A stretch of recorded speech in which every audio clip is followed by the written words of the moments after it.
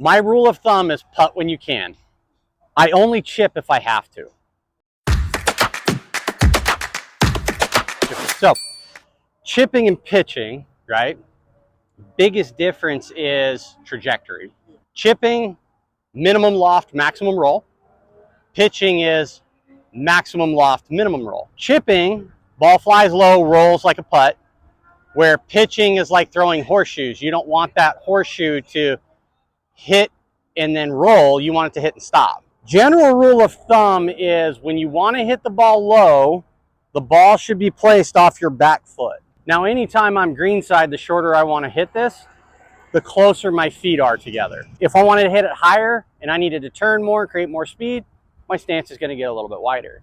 So chipping first, ball off the back foot, always where I'm going to start. And I'm going to still do the same thing I do with the rest of my golf swing, is I'm going to point the grip towards my lead shoulder. What that creates is it creates a de-lofted golf club with the grip pointing at my shoulder. From here, all I have to do is move my arms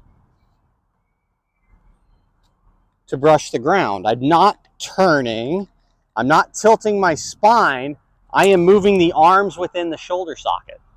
If we use too much body, we lose track of where we hit the ground. And if we're losing track of where we hit the ground, it's not going to be very good. We're going to set up ball off the back foot, feet close together, handle pointed at the left shoulder, and then I'm going to add about 80% of my weight on my left foot just to ensure that I'm not going to hit the ball back here.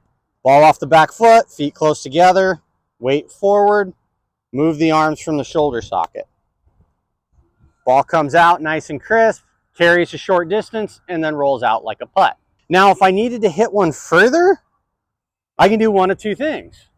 I can change clubs, right? If I took something instead of 57 degrees aloft, if I took something like a pitching wedge, I could hit it the same distance in the air, but watch the ball roll a lot further. Or you can start working on making longer backswings. If I make longer backswings, my wrists and my elbow is going to generally move a little bit. So as the swing gets longer, the wrists start hinging, the elbow starts folding a little bit.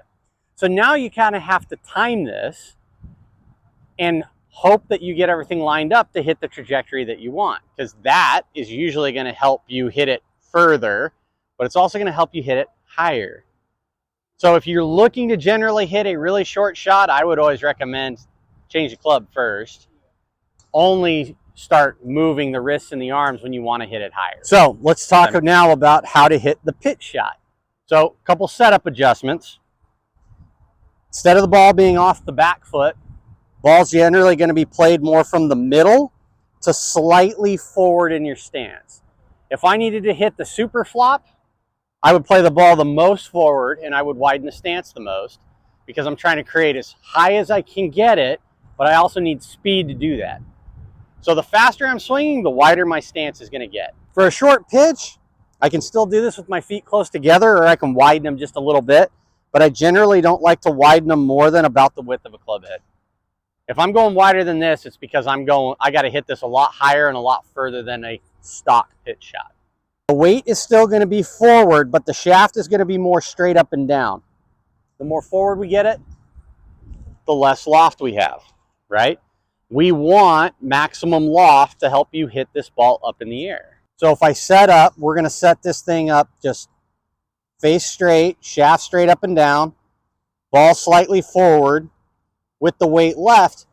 I'm going to let my wrists hinge back, and then in the follow through, I'm going to let them hinge forward. My goal is to keep the face pointed up in the sky to help me hit it higher. If I get here and I turn this to the left, that ball's going to go low. It's going to roll more, but it's also going to go left of target, right? So if I can keep that face open more, this ball comes out higher. Setup change. Ball slightly forward, shaft straight up and down. Keep the weight left. Ball comes out nice and high. Doesn't roll out nearly as much as its chipping counterpart. Now I hit that one really, really good. This is a range ball, so I don't expect it to spin much. But if I needed to stop that quicker, From this short, you're not going to do that with spin very much. You're going to do that with trajectory. The higher I can hit it, the steeper it's going to land coming down, the less likely it is to roll. So if I needed to hit this ball higher so that it didn't roll out as much, I can make some adjustments. This is where we start playing around with club face. Take that same setup, but this time I'm going to twist the face open. So from 12 o'clock, looking down at it, I can see 1 o'clock, right? 12 o'clock, 1 o'clock, 2 o'clock. I can't point it at 3 o'clock. So the most open I would be about 2 o'clock. I could get this ball to go straight up in the air if I wanted to. But I'm going to twist it open to about 1 o'clock. Now when I do that, that points the face to the right.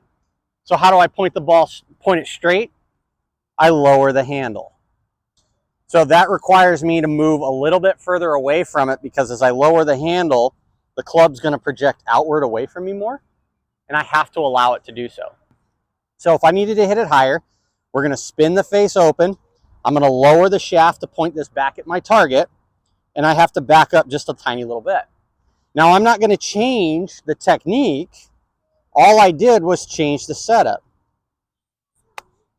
Ball comes out much higher with a lot less roll, right? So that's how you can adjust it. But when it comes to pitching, the big crucial thing is maintaining loft. Because people will try to use their wrists and maintain loft, and they'll flip the club to the left. That doesn't maintain loft. All that does is make the ball go left, right?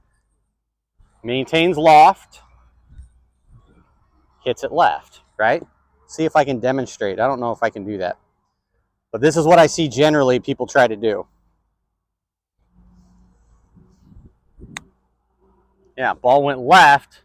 Look at it roll, right? That's from flipping the club head to the left, not keeping the face up in the air and hinging the wrists upwards, right? That's the biggest difference when it comes to pitching. Low shots, arm swing, very little wrist. Pitch shots, wrist hinge back, wrist hinge forward, maintaining the loft, right? See if I can get one really close here. Nice and high, super soft, 1 foot away, right? Now, when you practice this, you have to play this from tight lies, you have to play this from rough, you have to learn how far back the backswing has to go. Generally, when you start hitting the ball higher, you have to swing the club further back in order to make it go the same distance as I would on a short shot, right? My chip shot backswing was right about there versus this pitch shot, it's back there, right? Has to swing longer back to get it to the same target, because as the ball goes up, it loses velocity. So the ball goes out higher, but it comes out softer. So in order to get it to go the same distance, this has to swing longer, right? If I had to hit one across the green, this swing's going to get a little bit longer, and I can carry it a lot further, right? So depending on the length of shot you need, you can vary the length, but the technique doesn't change. It just makes it longer, okay?